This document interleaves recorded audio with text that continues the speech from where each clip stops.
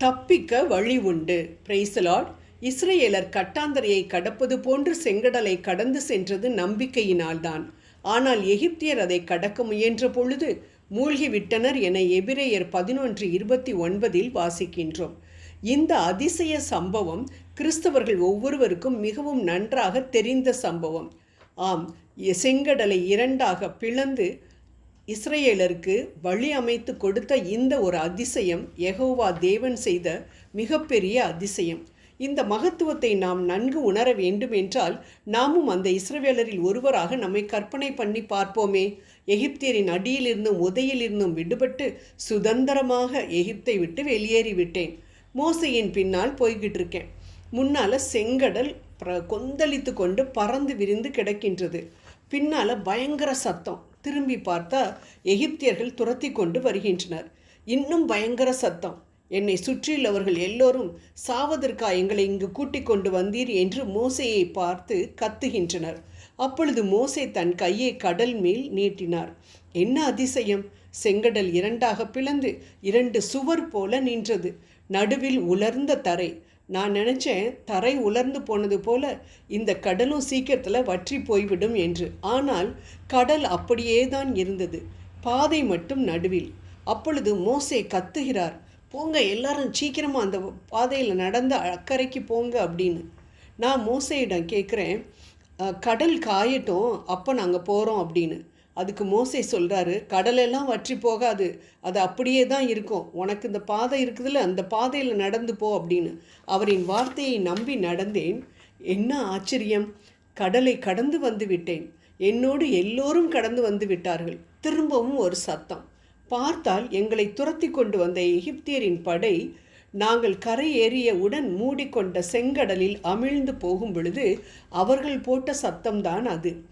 ஆம் அன்பானவர்களே, நம்மை இந்த இடத்தில் வைத்து பார்க்கும் பொழுது நமக்கு நன்றாக புரிகின்ற காரியம் என்னவென்றால், நம் வாழ்க்கையிலும் பிரச்சனைகள் வரத்தான் செய்யும், நம்மை விட்டு நீங்காது.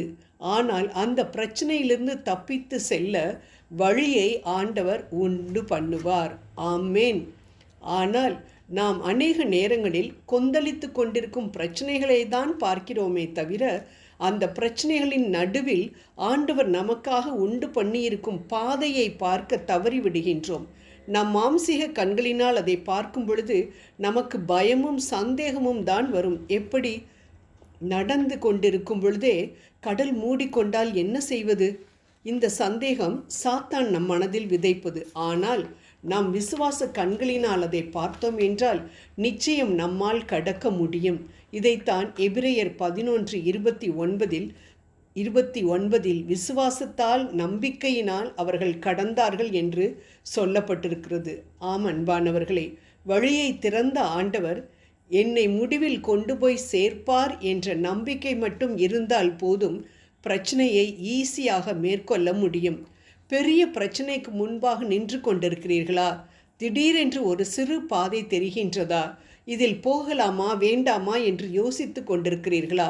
ஆண்டவர் மேல் நம்பிக்கை வைத்து அந்த பாதையில் தைரியமாக செல்லுங்கள். உதாரணமாக, கணவனை விட்டு பிரிந்து போய் வாழ்ந்து கொண்டிருக்கும் உங்களது மகளின் இருண்ட வாழ்க்கையில் அவளது கணவனின் உறவினர் திடீரென சமாதான பேச்சுக்காக வருகிறார். உங்களுக்கு தயக்கம், உங்களுக்கு சந்தேகம். யோசுவாவை போல நீர் எங்களை சார்ந்தவரா அல்லது எதிராளியை சேர்ந்தவரா என்று நீங்களும் சந்தேகப்படுகின்றீர்கள். கவலைப்படாதீர்கள். சந்தேகமின்றி ஆண்டவர் மேல் நம்பிக்கை வைத்து ஆண்டவர் காட்டியிருக்கும் இந்த பாதையில் தைரியமாக இறங்கினால் நிச்சயம் சமாதானத்திற்கான வழி பிறக்கும். ஆம் அன்பானவர்களே, இதை போன்றுதான் திறந்திருக்கும் வழியை ஆண்டவர் மிகவும் தெளிவாக நம் ஜெபத்தில் நமக்கு உணர்த்துவார். தைரியமாய் அதில் நடந்து போவோம். பிரச்சனைகளை நிச்சயம் நம்மால் ஈஸியாக சந்திக்க முடியும். ஜெபம் செய்வோம். தண்ணீர்களை கடக்கும் பொழுது நான் உன்னோடு இருப்பேன், ஆறுகளை கடக்கும் பொழுது அவைகள் உன்மேல் புரளுவதில்லை என்ற எங்கள் அன்பு தெய்வமே, வெள்ளம் போல பிரச்சனைகள் வரும்பொழுது மனம் சோர்ந்து போய் விடாமல் உம்மை பற்றி கொண்டு நீர் காட்டும் பாதையில் தைரியமாக நடக்க கிருபை புரிந்தருளும். என் கண் முன்னால் தெரிகின்ற பாதை சிறிதாக இருந்தாலும் என்னோடு வருகின்ற நீர் பெரியவர் என நம்பி உம்மை பின் செல்ல எனக்கு கிருபை புரிந்தருள வேண்டுமாறு உம்மை மன்றாடுகின்றேன். ஆமென்.